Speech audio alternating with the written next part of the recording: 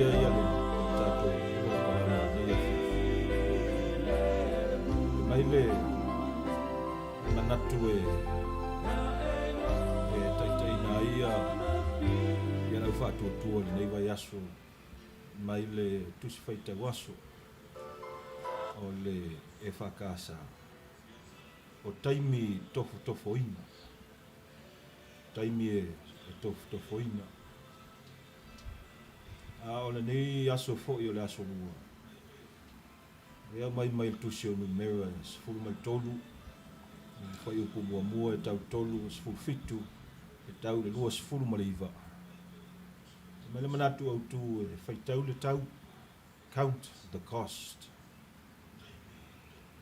e mana ia le manatu e ona manatu ma mawhauwhau atili ai fo'i lau kewisiano i nei vai tau ia matatou uma Samoa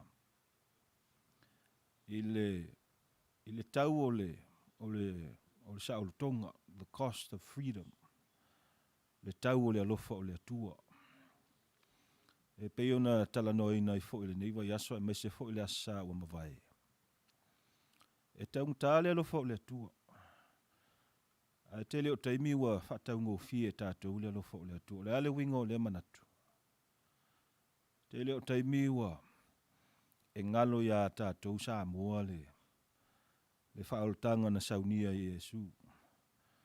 E ngalo ia tātou le lima taitaina mai e le atua ia Israelu ia mai le puapua ngā mai le pule sauao o Farao i Aikupito ia o le se lau maafe tausanga sa iai whaatasi le anganga o le atua ma tau mawhai e whaafai lele ma tā pena le nu ia mai se fo ia tātou o mai le whengaing fau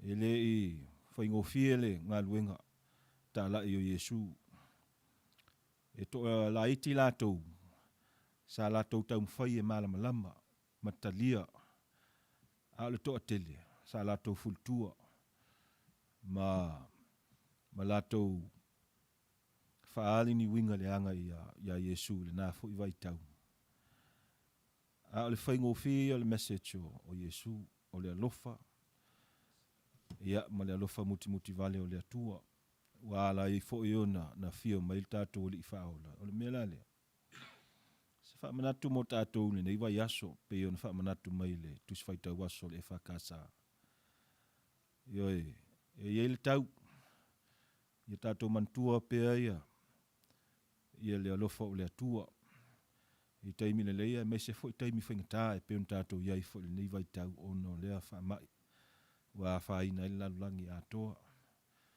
I want to ngalo never forget that God's love is expensive. It's not cheap.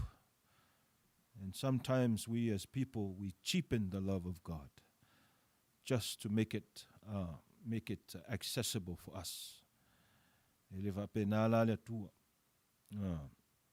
E mana mia pea le atua. Ia tātou whaamaoni. Ia tātou fo lau whaatasi mo tātou mtai. Ia ina ia manuia i fo o tātou whaiva uma. I to tonu o tātou ainga, tonu o tātou e kālesia, ma whalewhai ngā luenga. Ia maso o se whaiva o loo whea ngai e fo i tātou uma. I so se tafa o le nei ke lope o loo nufu mauai o tātou tangata. E peo na māsani ai. Se i o tātou amatalia se talo. Ia ona tu uatula ia i le sunga i le whea ngai a Tanuvasa. Ia mo sana saunuanga e matalia i polo kalame nei a fiafi. Se i o tātou talo. Le atua sili ese. Le atua le alofa ma le alofa muti vale.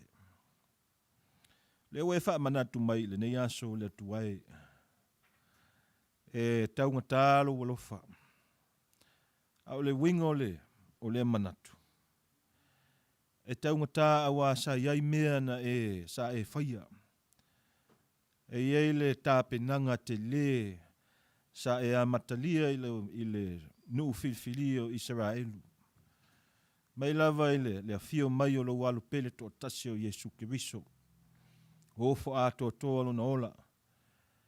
Mai se le atuae lona maliu ma le toi tu mai i le tunga mau. O le mātou te talo le nei afiafi. O le a mātou alo atu le atuae a matalia le mātou polokalame e peo na mātou masani ai. Talo le atua wha matala loto. Ia manino le mātou va ai la ufio. Ia le leile wha longo mai ma le wha fonga mai o lau atunu o Samoa. I so se tafa le nei ke lope o lo o nofo mau ai i lato uma. Mai se le atua, ia mātou wha soa ma tantal noa. I le anganga tonu ma le anganga sao. Ina ia wane i manu malo se fina ngalo se tangata. Wane i manu malo se fia poto po se manatu o se tangata le nei a fiafi. A ia manu malo la wala ufio le atua i mata upu umo la a mātou wha soa. Ia manu malo le atua, le alofa. Ia man malo le atuai. Loua lofa mo i mātou. E peiona e whaatinoina i le aso ma le aso. A tasi mai ia te i mātou nei le ufai ngā luenga. Ia mai se fo i nisio i lātou i le tu o le IT o lo tau whaavasenga ma wha mau popo le lei. Ia tu lango le nei polokalame i lunga upenga ta whailangi. Mai se le atuai e whaatasi mai o mai mātou, ma le au whenga luenga uma, ma tangata uma. O le a wai whaatasi le nei a fiafi. O alawa ni o mātou se le atua mani o mātou vai vainga. Ia utu fia mai e lau fio le atua so mātou vai vai. Whaatumtumu mai e lau fio so mātou ngao le nei a fiafi. Ina ia atoa toa a ia mā ngalo mātou wha le tonu uma. I le toto Yesu ke riso na maliu whaalava au i lungo na sātau. Le mātou talo lea. Ala atu ia Yesu lea li whaola lea wa mātou mua i te talo atu ai nei. Amen.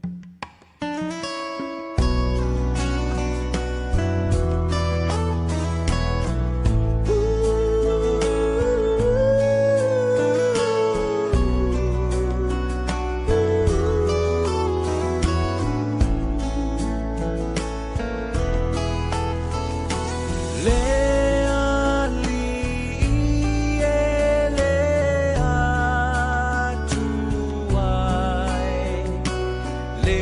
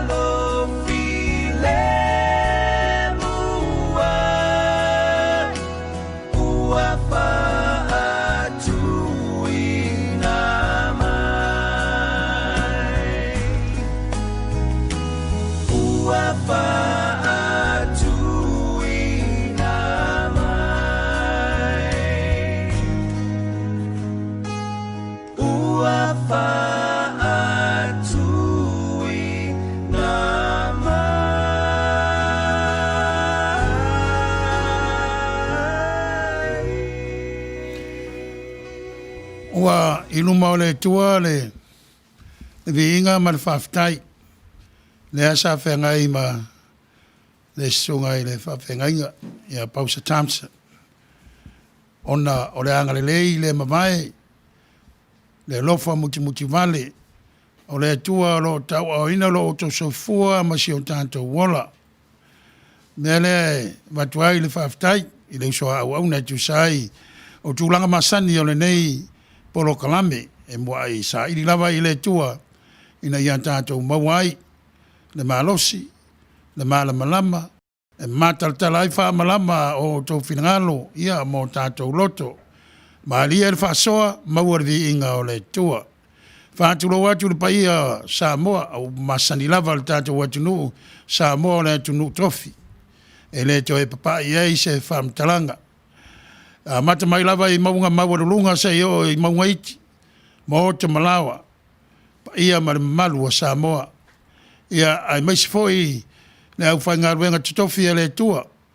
Ma le mamalu o mawhai, o na maua le avanoa e whisota iai, e alai le nei wha moe ma le nei polo kalami. E whātulo watuai, ma whāta alo watuai. Le si ufonga le tai au whau malana polo kalami masani, o le taulogologo. Tu sawatu i le aitele o Long Beach, i le i tumalo o Los Angeles, ia o California e Saute. E tāle tātou pese, foi mai, ia ona folatu leo tūlanga o le atala noina. E amatalava e pei o le vai aso na mawai atu. Ia sawhenga iai le nei polo kalame ma le whatonu o le ala leo. Ia ai mese o le sunga ia Samuelu a la popo matawheo. Ia sa mātou ngā lulue sa tutua ngere sunga i whawhenga inga ia Pausa Thompson. Ia lea ua toe maua le avanoa e toe tau tua tuai lo tau paia ma lo tau malu e ala nei ala leo ia o le a tātou toi foi mai ia amatalia lo le tātou wha moe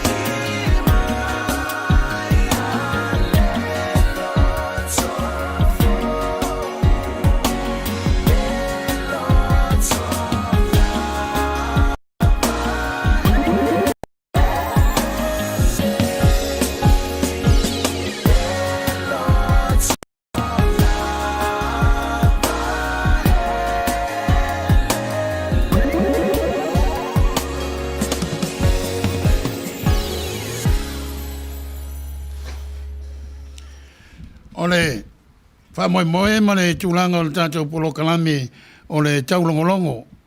E pe ona whasala wina atu e le ofisa tu tonu o le siufonga o le tai au fou, le Ayo Long Beach, tu malo tele LA, California Saute.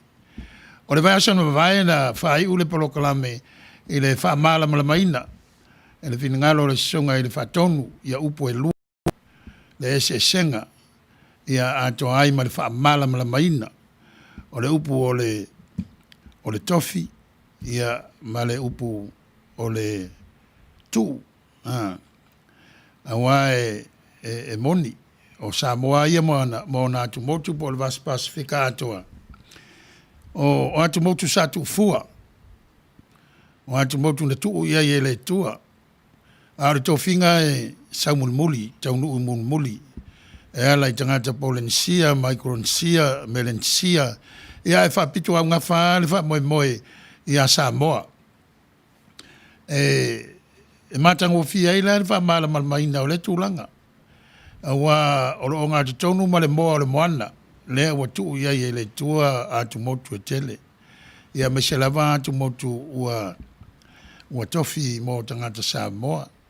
Aipo le mele ma waile upu Samoa. O le moa o le moana ua whasaina, ua amata ai le tofinga le tua malane fofuanga, ia mo tangata Samoa. Ma whawhau ngai whalau tele ile winga o le ngana me o tupu tala whasolpit. Taiwa pena foi tūlanga o le soifua o tala o le tuspa ia. Pewe on tala no ina i le vai aso o tea. Ia, tūlanga o petiliata, po au ngata maa, o le au whatu tua, matamai a pereamo, o mailona tali, ia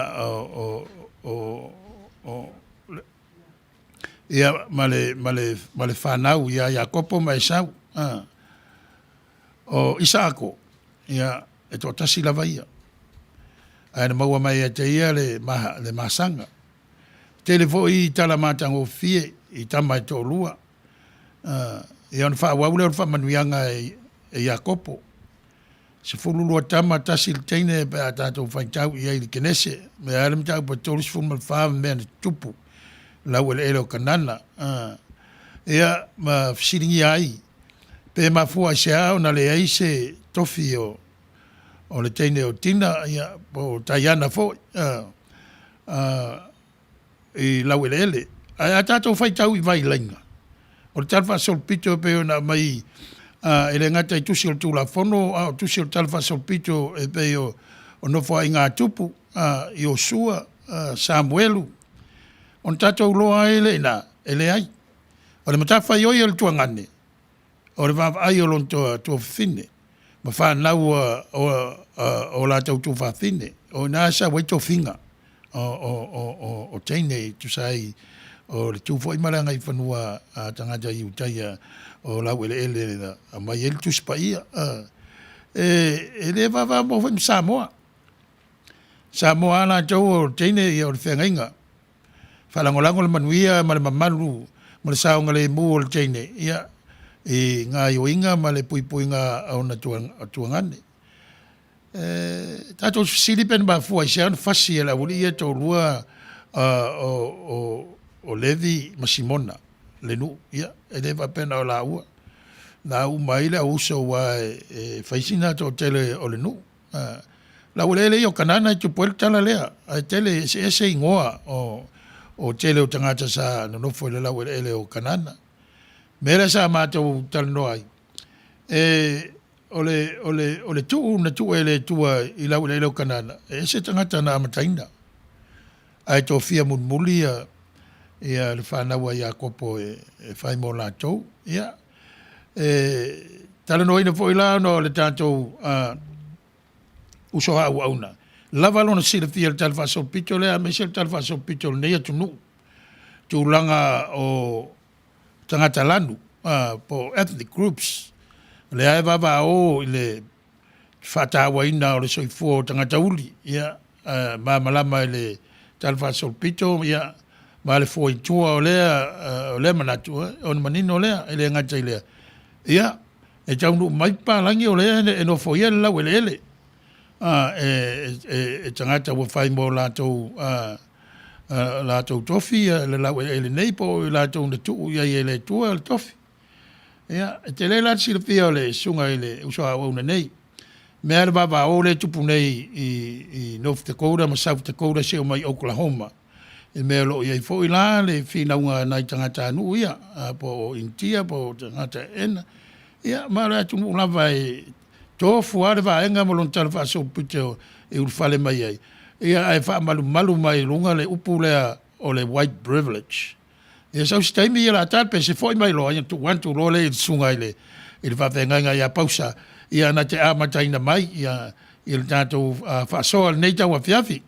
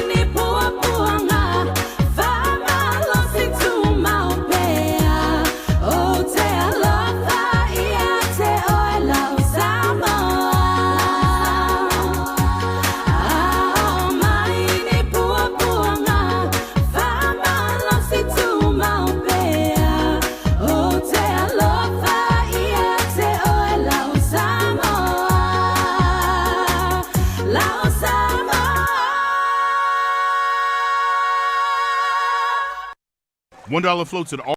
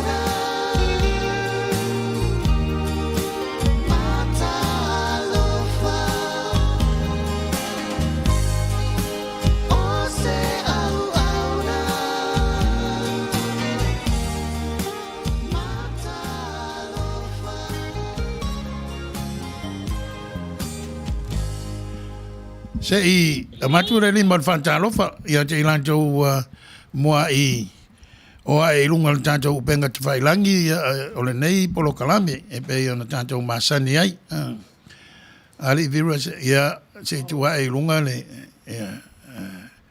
ia o lea ua mua mai lava ia tinifu ono semo whape mai malo a fua malo o maua ia o rua sunga ia whapenga maurunga vinga o le tua lo na lofa malo na anga lei tātou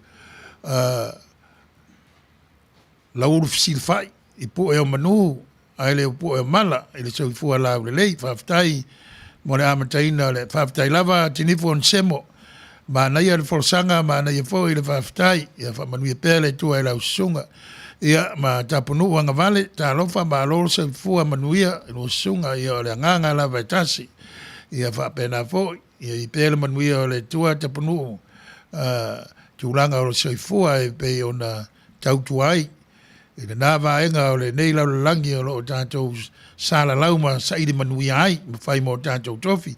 Ala tua tūlo le sunga i le whawhenga ia pausa. Se i amata mai sona whina ngalo.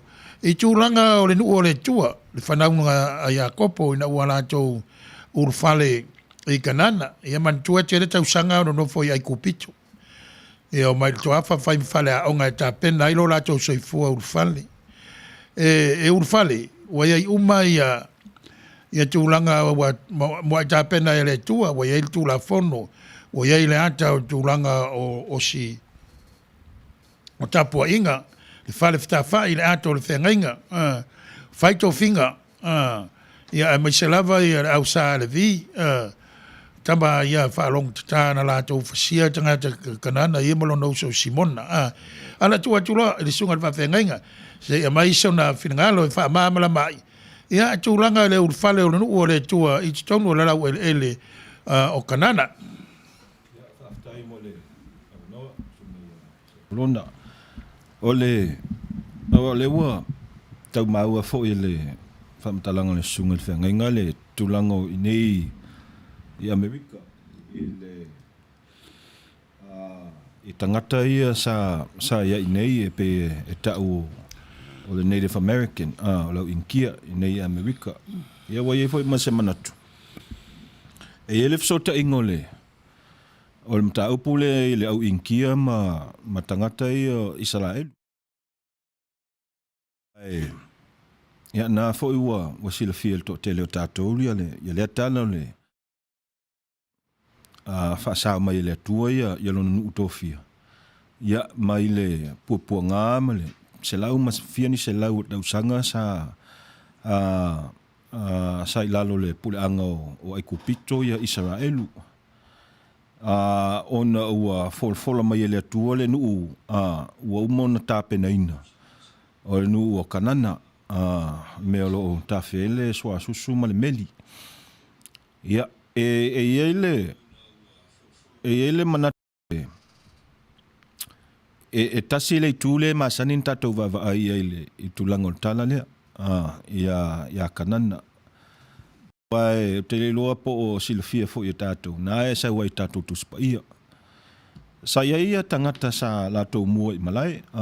Sa o lātou lau ele ma lau whanua. O tangata sa kanana. E la le tension o le toinga manatu lea po o tala lea i le atua. Ua uma ona promise mai ele atua kanana. Aolo o iai ia tangata sa lato mua. Sa ta o tangata anu. O neia lau ele ma. So a tato wawaila lea ili tana lea.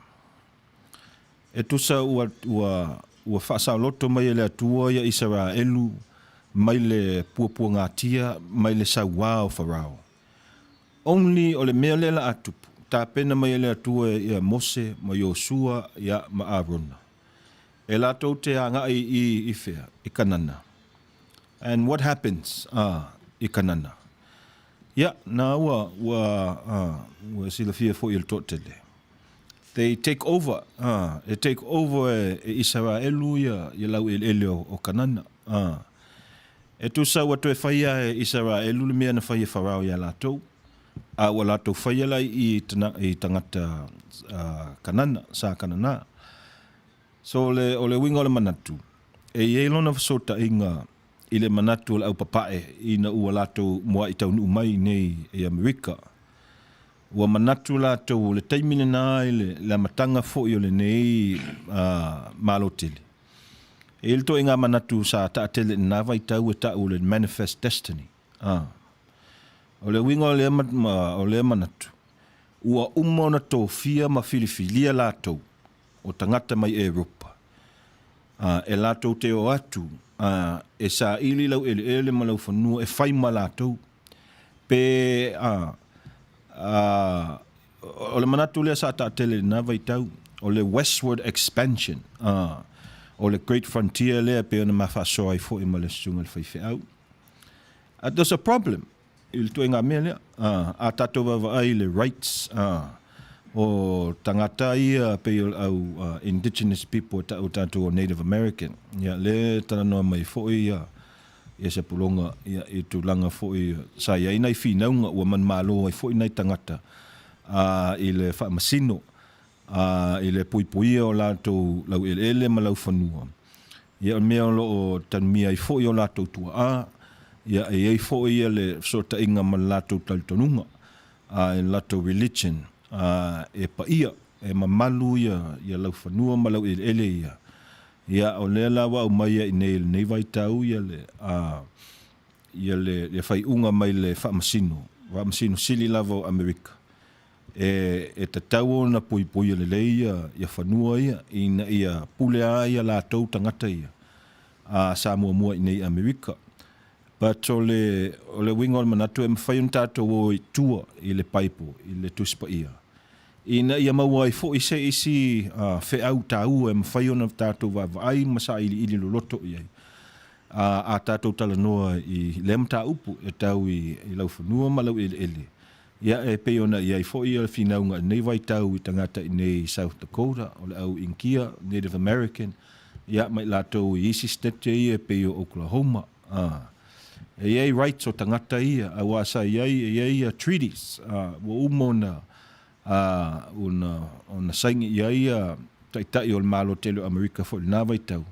Ia ma lātou sa whai mamatai o a inga uma ia ma tribes ia. A o leona whaafita uli neo naso. Ua le honor, ua le amana ia le malo tele ia treaties ia. Ia e pe o saingi iei ta mao le nea atunu le nāwai tau. Ia, e peo se tau mwhainga na ina ia fsota i le mta upule ua tala noa mai tamao le o le whaatua mai le whenga inga atuai. O le mele tau mwhai tutu loa o le place and space, land, e sacred uma me ia, but tau fo ina whaetete. You have to see whose land e belong ai le claim le e whai ma whai e tātou i tu inga mawhawhaunga la le pe una whaasua atu le manifest destiny ia se tam whainga e whaamaram lama i alam tā upu le i tātou alu te le loto i lea tu inga mta upu Mano, whaatai, awai tasi lea mawhawhaunga sa whaavai ai le one saunoa. Le nau o tangata mai le tūs sa e o nei malo na mataina le malo ina ia tau mai lava i California no le mawhawhaunga na o lawe ele ma ua fua i ele tua mo na tau le manifest destiny le de saunoe le ma fua i na usu pese from sea to shining sea ai o mai whatasi alam whawhitau e o mai o le van sau whai atu ia le malo spaniolo i nei ua tuto tasi i Mexico ia ele ngatai lea ia o nai i stete na whapopo iai ia taua. Wai mo mua tau nuu taua lea ma Mexico e muli tau o sivo boa. E fo ia tuala i o le te lele fisili le tau pe upe i o la la tūranga la o ia stete fau ia. O le mea talia ni polonga pe lea i ua pe o le malo. Ia e whalangolango o le tu saute. I le malosi o la tau polonga a wāre atina ina o le tamau a inga. I o na lanto e. Pai o le whautuana e ventai, tal fa pito na fa tai ma malama tangata ile be le io na alalanga tan mai ele men tupu ile fa ta waina ole soifo na tangata uli ole soifo o le van tau tau bia fa o fa se la unito sanga tau tau bia le ia tangata polonga tangata uli mai Afrika wa le va pena mai mana o mai le ai na si lunga mai fa tangata fa tangata pe o fa ta wainga ai vai vai e fa sala tau sanga na a vai tau de que nesse o talo vai na le tuan vai apra fa sala tau sanga la o to ilo fa na we e mai ai kupito ya ai tu mai voi la e a bose ma le pe no vai e ta wa fa numera mo na to winga ai ta wa ma lama e pe le sa no tal fa so pito e pe voi la na i intia po la to tangata ena o le mana no foia nei la wele sei bana sa unuanga i loa manatu ile to inga u fale le na u fale no ole to o ale u fale atu ora no foia la wele no winga ai po bele na po wele fa pe ole to tama yo ole to au ole sile me tupu mai ele manatu le ile to inga atu le au mai ele pe ona fa mau au so le atua le whenga inga tuai. It's mainly o le atua o le tua sa, o le atua o le vengeance, o le atua of o le wrath, o le discipline. Tātou tutula i le loto le i le tua inga manatu whapea. Tā pena i le atua lona nu. Mai le saua, mai le whaingata sa whianga malatou ia isa i ai kupito o le mea o le anga i ai i le nuu leo kanana sa iai fo i ria tangata sa iai lato a inga sa whana nau matanu mia i fo i o lato tua ina o le toinga it's hard a tatou mana awa e pea ona e tele ona tatou au le me toinga min awa a tatou toso tele i tua mta upulea o le manifest destiny fo le mele sau il tuspa ia so you really have to think yo wo mona fa mai uta penum fa manuia o tou fai mo o tou ia lau ele ia ai fa fea ia tangata fa fea tangata sa la tou mua a tatou vai ia tatou you always have to bring it back ia tatou a tatou mafu fawane tatou yo tatou fanua e tapua fanua lava ia sa moa lau ele e whainga tā ia tatou i le cultural side ona talia to ina manatu lea e sau